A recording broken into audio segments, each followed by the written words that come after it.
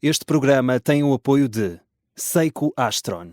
O tempo não espera por ninguém, mas o Seiko Astron acompanha-o onde quer que vá. Com precisão atómica, 1 segundo a cada 100 mil anos, sem necessidade de mudança de bateria e apenas alimentado por energia luminosa, ajusta-se a qualquer fuso horário. Seiko Astron, o primeiro relógio GPS solar do mundo no seu pulso. Esta é a história do dia da Rádio Observador. As últimas horas de uma menina de 8 anos.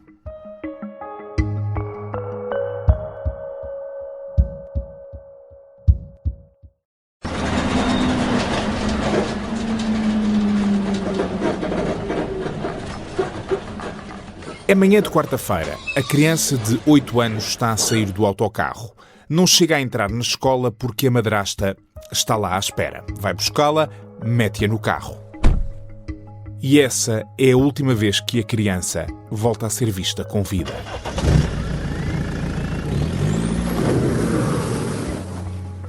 O que acontece depois é um crime chocante, daqueles que desafiam a nossa capacidade de compreender o mundo.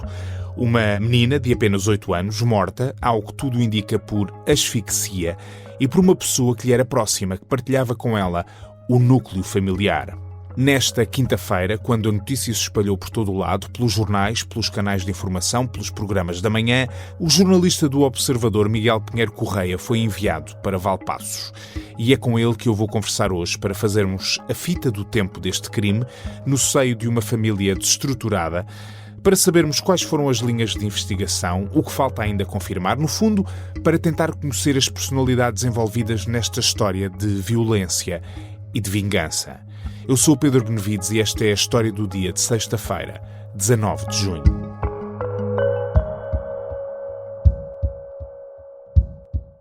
Olá, Miguel.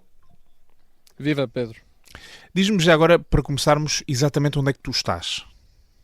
Ora, eu neste momento estou em Carrazedo de Montenegro, que é uma localidade de Valpaços, perto da escola onde estudava esta rapariga que foi encontrada morta. A escola é um elemento essencial da fita do tempo desta história. Nós sabemos que a criança saiu de casa precisamente para ir à escola. Quando é que se percebeu que alguma coisa tinha corrido mal? Ora, segundo os relatos de alguns pais aqui perto da escola e também de alguns vizinhos, esta criança apanhava sempre o autocarro e neste dia não foi diferente, nesta quarta-feira não foi diferente, apanhou um autocarro e foi deixada na escola. E aí é que o trajeto fugiu à norma. Ela, em vez de entrar na escola, surgiu a madrasta. Para contexto, ela vive com a madrasta e com o pai.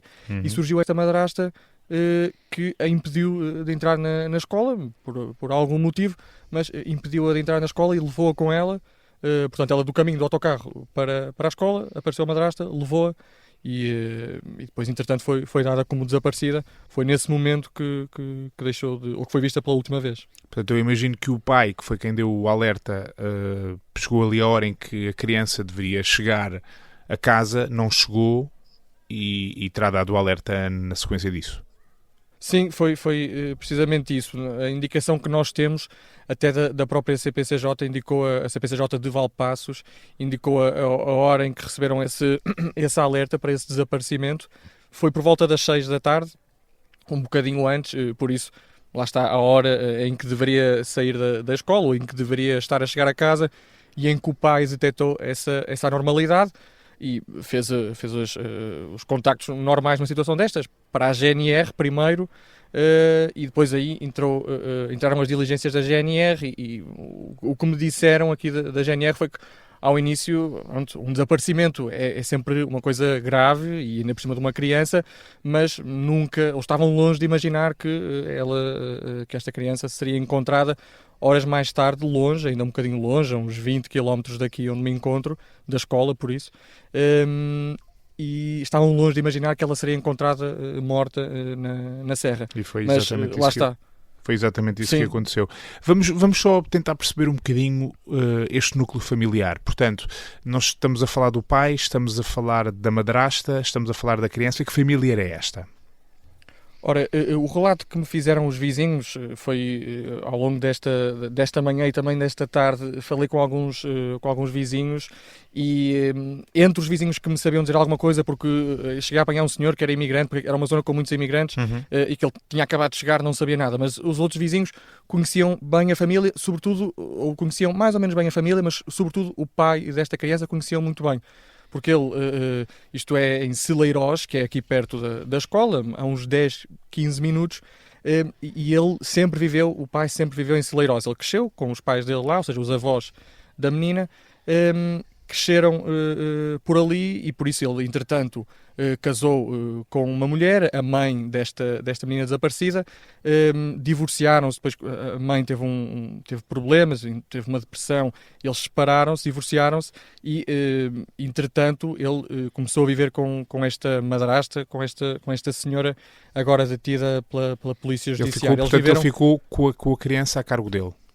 Exatamente, sim. Ele vivia com a criança e os vizinhos o que me diziam é que ele trabalhava, o pai ele trabalha na construção civil, a madrasta fazia limpezas de casas, portanto passavam muito tempo a trabalhar, eles viam pouco os pais, mas viam muito a menina que ia apanhar o autocarro mesmo em frente à casa, como eu disse, apanhava lá o autocarro, ia para a escola e eles nesse pequeno percurso, viam-na muitas vezes, viam-na na escola. Era o percurso que ela fazia sempre, todos os dias. Apanhar o autocarro, sim. Ir até à escola, da escola depois apanhava novamente o autocarro para casa. Sim, e no verão viam-na mais vezes porque ela ia à casa dos avós, os avós, ou seja, pais do pai, vivem perto, também vivem na aldeia de Celeiros, e ela ia muitas vezes à casa dos avós e por isso viam-na também nesses trajetos. E falam de uma rapariga muito simpática, claro, lá está, muito nova e por isso também comover até parece uma palavra, parece pouco para a dor que está parece a uma palavra gratuita. Eu já vou Sim. aí um bocadinho a essa parte, como é que estão a reagir as pessoas perante um crime desta natureza num meio tão pequeno como esse. Na história há mais um elemento que acaba por ser decisivo, ou seja, a polícia, aquilo que nos diz, as autoridades que estão a investigar este crime, o que nos dizem é que se trata de um episódio de vingança. Vingança porquê exatamente?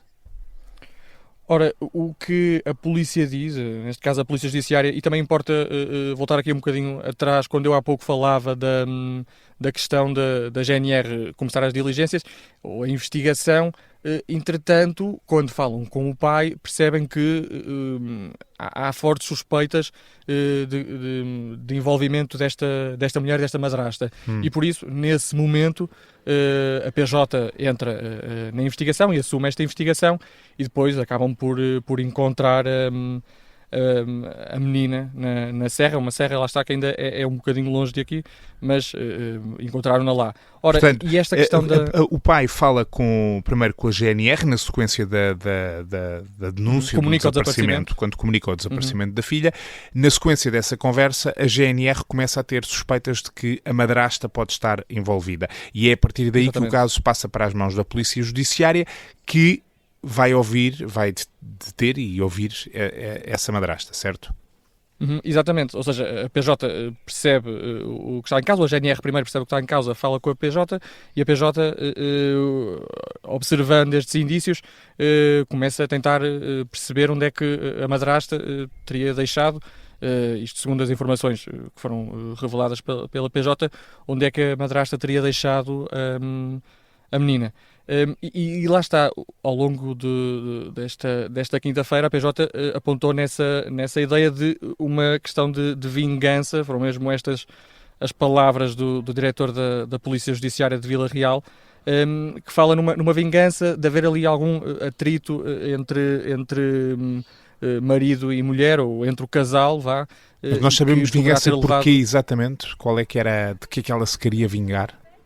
Ora, segundo a PJ, aponta aqui para um momento, para uma situação que pode ter levado a este desfecho e que terá acontecido no último fim de semana, que foi quando o filho desta suspeita, desta mulher, desta madrasta da menina que morreu, quando o filho dela foi visitar a família. Ele visitava a mãe aos fins de semana, ou seja, a mãe e por isso o pai desta menina que morreu e a própria menina, e ele ia à casa da mãe e encontrou a família, e terá havido algum desentendimento, e por isso esse desentendimento terá provocado esta irritação na mãe, que depois levou a este acontecimento. Portanto, terá havido um desentendimento entre o filho da mulher e o pai da criança, e isso terá levado a mulher a querer, de alguma forma, vingar-se desta forma, é isso? Sim, os contornos ainda estão por perceber melhor, mas para já é o que a PJ indica, é que alguma coisa nessa interação, alguma interação não terá corrido tão bem, ou pelo menos não terá corrido do agrado desta mulher, que para se vingar fez isto a esta criança. Que estamos agora aqui a falar, que é o impensável. Há alguma indicação sobre o que é que serão os próximos passos? Ou seja, o que é preciso confirmar agora relativamente a esta história cujos pormenores já vão sendo tornados claros? Sim, para já é preciso detalhar ainda mais o que terá levado a esta morte, ou seja, perceber efetivamente o que é que foi, se é que houve uma discussão entre o pai e o filho da mulher que matou a menina, perceber o que é que terá levado a essa discussão, que discussão foi essa, e perceber depois também os contornos, porque a CPCJ já informou que neste momento não havia nenhum processo de acompanhamento desta criança que morreu. Porque isso é uma questão importante, agora, que é muitas vezes neste tipo de episódios já havia antecedentes, ou seja, já havia crianças que estavam a ser monitorizadas, digamos assim, pela Comissão de Proteção de Crianças e Jovens por estar em risco, mas não havia um processo neste momento.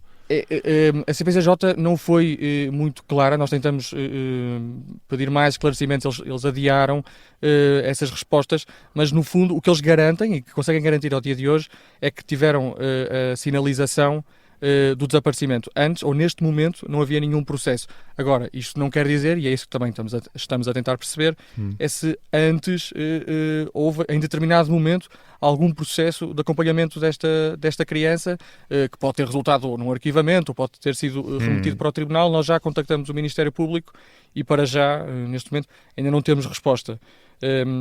Mas isso também será importante para perceber se falhou, o que é que falhou, ou se falhou alguma coisa no acompanhamento desta e quem criança. Quem é que falhou eventualmente, se houver lugar a essa responsabilização? Já agora, Miguel, só para terminarmos, este crime é um crime chocante, choca-nos a todos, e inclusivamente a nós que estamos a falar dele, mas aí, no local onde te encontras, com as pessoas que conheciam esta criança, que a viam todos os dias a chegar no autocarro, a partir no autocarro, ou viam no verão a ir à casa dos avós, como é que esta notícia e este caso está a ser visto?